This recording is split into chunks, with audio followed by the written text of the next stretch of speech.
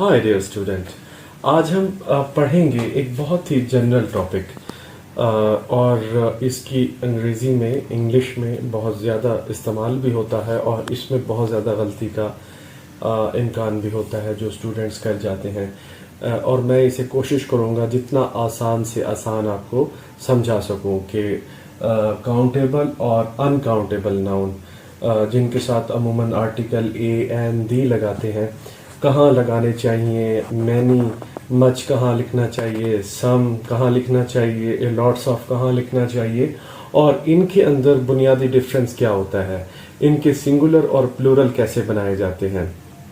और मैं कोशिश करूँगा कि आज इस सेशन में एक ही सेशन के अंदर आपको जितनी इसके अंदर बातें आ सकती हैं सारी बता दूँ। मज़ीद अगर आपको क्वेरी रह जाएगी तो आप कमेंट सेक्शन में मुझे ज़रूर भेजिएगा अपने कमेंट। मैं पर्सनली तौर पे आपको उनके जवाब जो है वो दे दूँगा। अब आइए बढ़ते हैं काउंटेबल नाउन की तरफ। ऐसे नाउन जिनको काउंट किया जा सके, जैसे कि इनके नाम से पता चल रहा है काउंट, और ये इसके नाम से पता चल रहा है अनकाउंटेबल, जिनको आप गिन नहीं सकते। और जिनको आप नहीं गिन सकते उनके लिए कौन सा यूनिट यूज़ किया जाएगा। जिनको आप गिन सकते हैं उनके साथ आप बिला खौफ व ख़तर 1 2 3 अ डज़न कुछ भी आप जो काउंटेबल हो सकता है लगा सकते हैं। लेकिन अनकाउंटेबल वो होते हैं जिनको आप काउंट नहीं कर सकते। जैसे मैं कहता हूँ मिल्क को हम काउंट नहीं कर सकते। इसी तरह और भी कई चीज़ें हैं जैसे वाटर, जैसे मीट, और जो काउंटेबल चीज़ें हैं वो तो आप सबको पता होगा। बुक्स है, बुक्स को हम काउंट कर सकते हैं। ये जैसे कि आप जानते हैं कि काउंटेबल और अनकाउंटेबल में जो बुनियादी फ़र्क हायल है उसमें हम जा रहे हैं, मज़ीद डिटेल आगे पढ़ते हैं। तो इसके साथ कौन कौन से इनको काउंट करने के लिए और अनकाउंटेबल को कैसे फ़िक्रों के अंदर लिखते हैं। और काउंटेबल के साथ तो आप सिंपली लिख सकते हैं 2 बुक्स, इससे ज़्यादा है तो ज़्यादा लिख सकते हैं। इसी तरह ये वो है अनकाउंटेबल हैं जिनमें ये भी आते हैं और भी बहुत सी हैं जिसमें मटेरियल है, लिक्विड है, अब्स्ट्रैक्ट जो क्वालिटीज़ हैं वो इसमें आ जाती हैं। और उसके लिए जो इससे पहले यूज़ किए जाते हैं फ्रेजेस वो कौन से हैं, आइए उनको जानते हैं। वो कौन कौन से हो सकते हैं।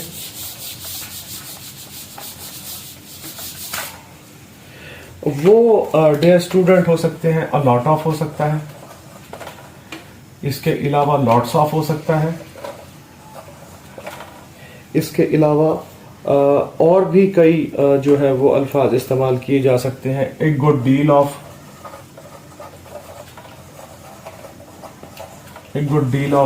इसका मतलब भी मच के अंदाज में आप कह लें। और एक और बात भी मुझे मच से याद आया, इनके लिए आप मच यूज करेंगे और इनके लिए आप मैनी यूज करेंगे। मच और मैनी से मुराद ये है कि कई जिनको गिन सकते हैं। मच जिसका मतलब है बहुत ज्यादा, जिनको आप गिन नहीं सकते। मैं कहूं कि दूध पड़ा हुआ है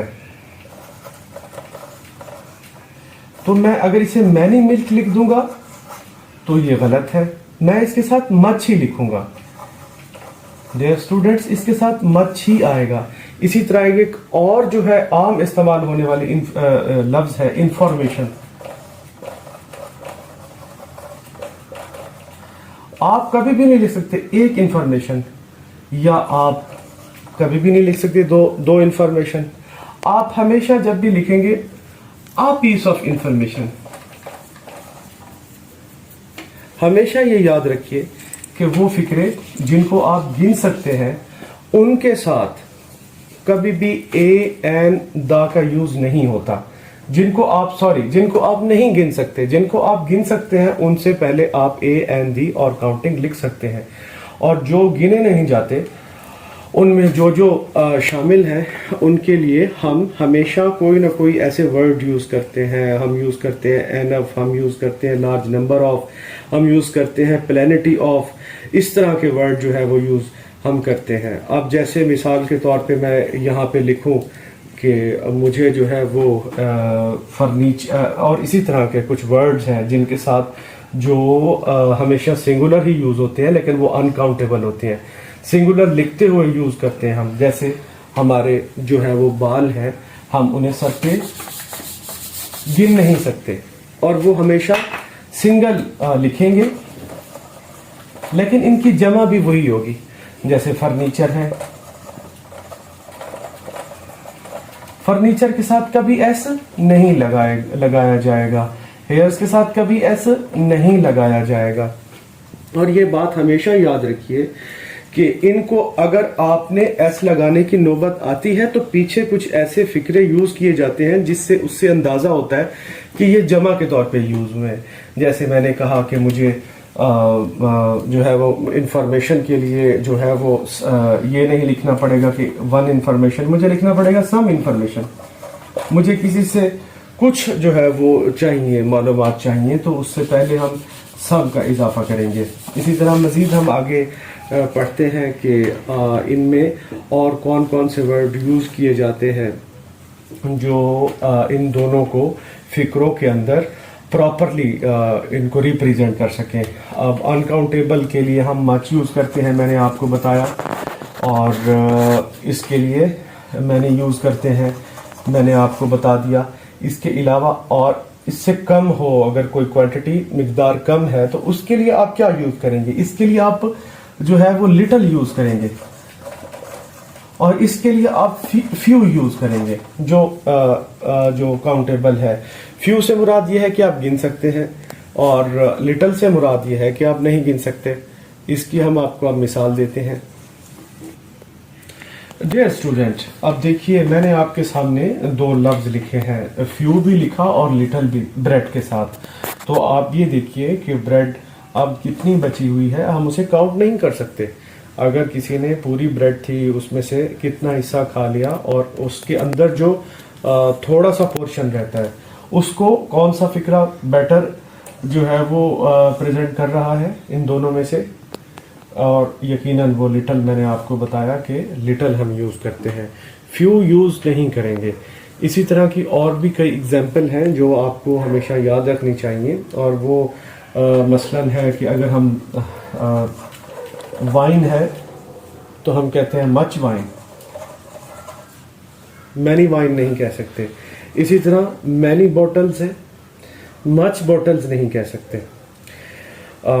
इसके अलावा डियर स्टूडेंट्स, आपको ये मैं बता दूं कि इसके लिए आप जितने ज़्यादा एग्जाम्पल्स करेंगे उतना ये आपको अज़बर होगा, उतना ये आपको याद होगा।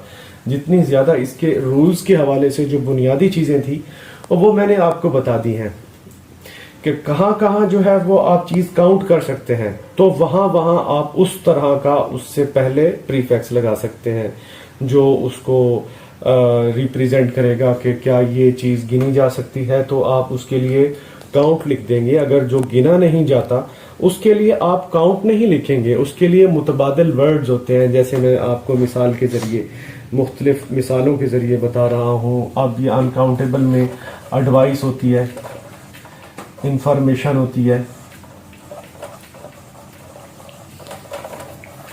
न्यूज़ होती है।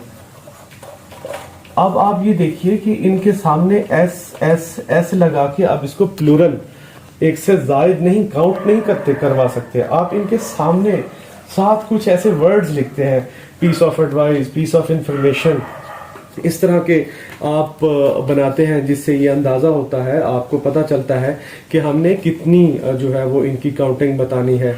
आप फर्नीचर नहीं कह सकते, आप सब फर्नीचर कहेंगे, मच फर्नीचर कहेंगे, और लॉट्स ऑफ फर्नीचर कहेंगे, और इस तरह एन इंफॉर्मेशन नहीं कहेंगे, आप सम इंफॉर्मेशन कहेंगे, अ पीस ऑफ इंफॉर्मेशन कहेंगे। इसी तरह मनी नहीं कह सकते। तो ये ऐसे ही है कि हम इसमें मच लगाते हैं जो आप काउंट नहीं कर सकते। इनके सामने मैनी लगाते हैं जो आप काउंट कर सकते हैं। इधर आप सम लगाते हैं, और इसी तरह और भी कई फिक्रे हैं जो आप यूज़ कर सकते हैं। इसके हवाले से मैं आपको ऑल डियर स्टूडेंट्स ये कहूँगा कि आप मैक्सिमम जितना हो सके बैठ के इसका मुताला करें, बिलखसूस वो जगह, वो चीज़ें जो आपके लिए हेल्पफुल हो सकती हैं। उनमें आपको मुख्तलिफ लिटरेचर हो सकता है, इंग्लिश की आपकी नसाबी कुतब हो सकती हैं, और ये आपको किसी स्पेशल रूल के तहत याद करने की ज़रूरत नहीं है। ये आप याद कीजिए, इंग्लिश के पैराग्राफ मुतवातर पढ़िए, आपके जो राइटर्स होंगे उन्होंने जिस कॉन्टेक्स्ट में इनको लिखा होगा और जिस जिस तरतीब से उनको वहाँ पे बयान किया होगा, आप उनको अपने जहन नशीन कीजिए और वही आपको फ्यूचर में काम आएगी। इसके हवाले से, चूँकि एक बहुत बड़ा आज ये शॉर्ट सीरीज़ का एक लंबा हो रहा है आज का हमारा लेक्चर, तो इसमें आपकी कोई क्वेरी हो और यकीनन होगी तो आप कमेंट सेक्शन में ज़रूर भेजिएगा मुझे, मैं आपको जो है वो उसका रिस्पांस दूंगा। और आपको वेल विशेस आपके लिए, पढ़ते रहिए और कामयाबियों से अल्लाह आपको हमकिनार करे। बहुत मेहरबानी, थैंक यू।